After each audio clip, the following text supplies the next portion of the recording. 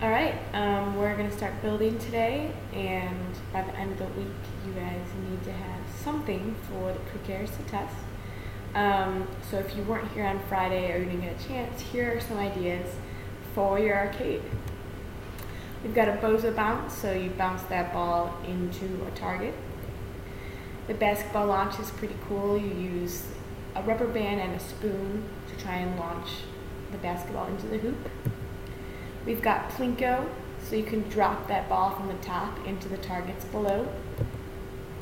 Pinball, which I'm really hoping someone does, and you can use a spring or a plunger to get the ball in play, and then you have those flippers so they can play it. Skee ball is pretty fun too. Rolling the ball up the ramp would count as your potential energy. And a marble maze. I heard a few guys talking about that on Friday. Some dates to remember. The arcade is next Thursday, so we have this week to build, and we have about half of next week. The report is due the day after. That's 40 points of your grade. The arcade itself is 40 points, and the directions are 10 points. And this Friday, the pre-K students are going to come in and test, so we need to have something to build so that we can decide how to design it even better for our user. Reminders, we have to move this thing. So your arcade game has to be less than a meter, one of those meter sticks, and portable, which means it can move. You need a source of potential energy.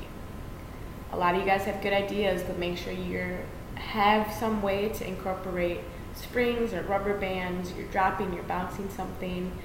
Air or water guns too, if you want to have some kind of target. That could be fun. So like this could be an example of having them shoot marshmallows or something really small using a cup and a balloon, or making a good old-fashioned slingshot. Expectations when you are building your project. Leave the room cleaner than when you found it. There are a lot of materials. It's going to get messy.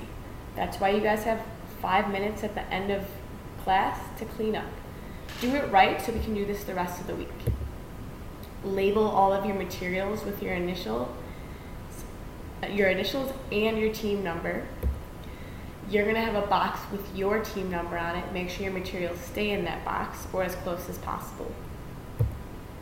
You won't have time to wash your hands, so just make sure you're being careful if you're using glue. You can only touch your materials and your project. If I even suspect that you're touching another team's materials or project, you will get suspended and you can work on bookwork for the rest of the year.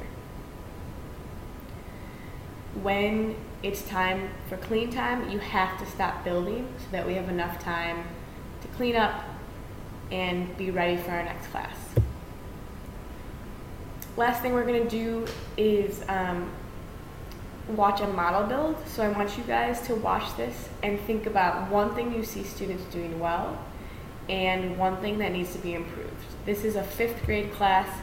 I think it's actually in Illinois because I see a Blackhawks jersey in there. So let's take a look.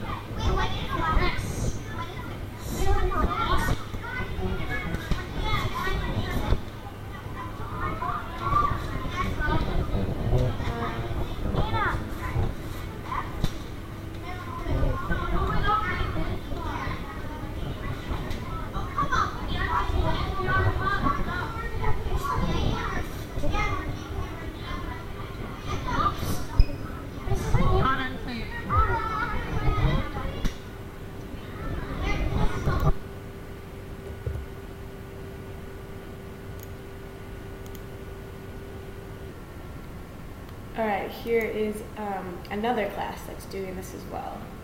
To play.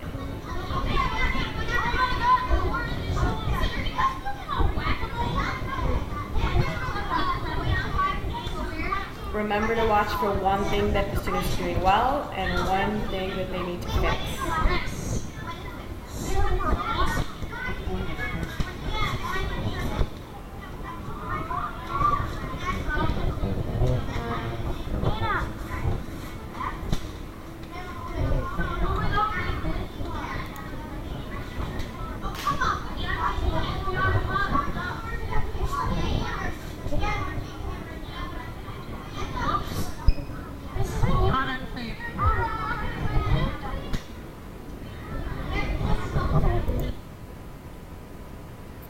All right, now let's finish by talking about the report, which is the other half of your grade.